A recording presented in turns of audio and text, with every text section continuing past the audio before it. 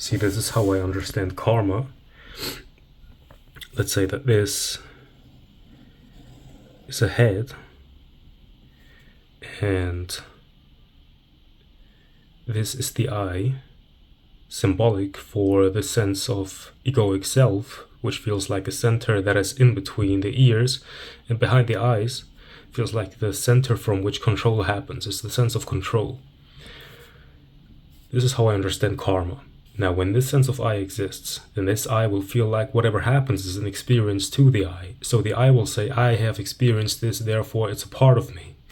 So experience comes, so symbolic as an E, and that experience is being experienced, seemingly, by the I. And when this experience hits the I, then the I will turn this into memory.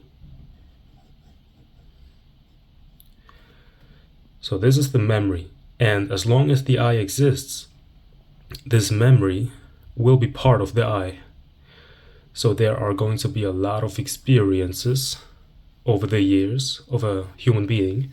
So what happens is that all these memories, they are energies that stick to the I, and they become feelings, thoughts, and tendencies. Let's call them tendencies. Those tendencies are going to directly influence the behavior of the I. And because the I is the sense of control, the body will be influenced by the I. So the tendencies have direct influence over the body's behavior. So, and then you're going to say, I am like that. That's me. That's my behavior. I have done this. It's my character. It's my personality. I can't change it. And basically what those tendencies are just like, some skaras that are just floating around in your I. And as long as the I exists, you're just going to accumulate new karma.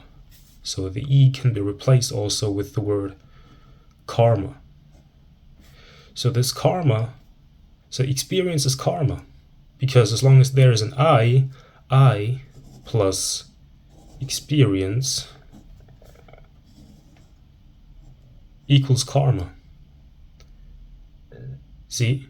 Because experience is going to be experienced by something that doesn't let go of experience, which then turns experience into tendencies, which are going to then influence the body's behavior, which can be looked at as a possession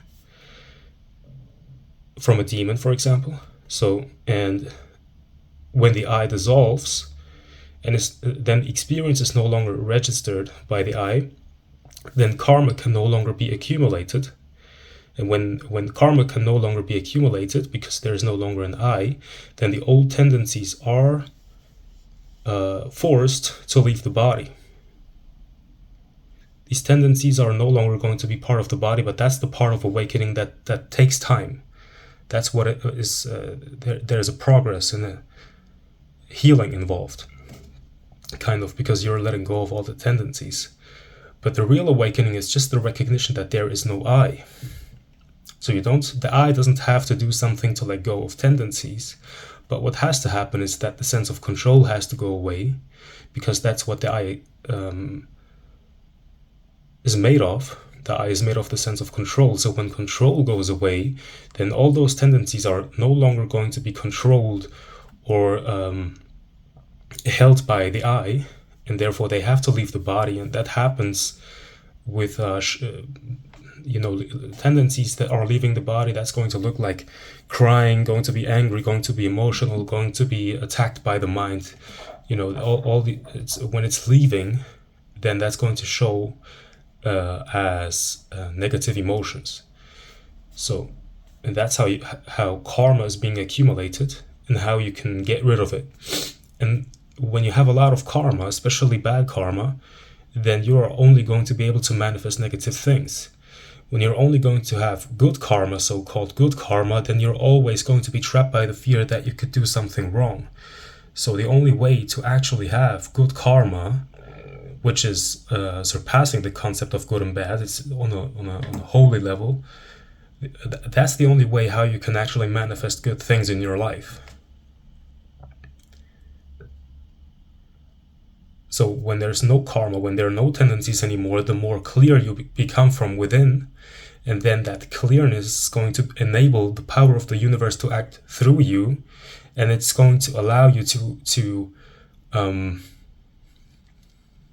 allow good things from the universe to come to you. Because when there's karma, then your tendencies are going to force you to deny the things that universe want to give you, because you're just not open to them.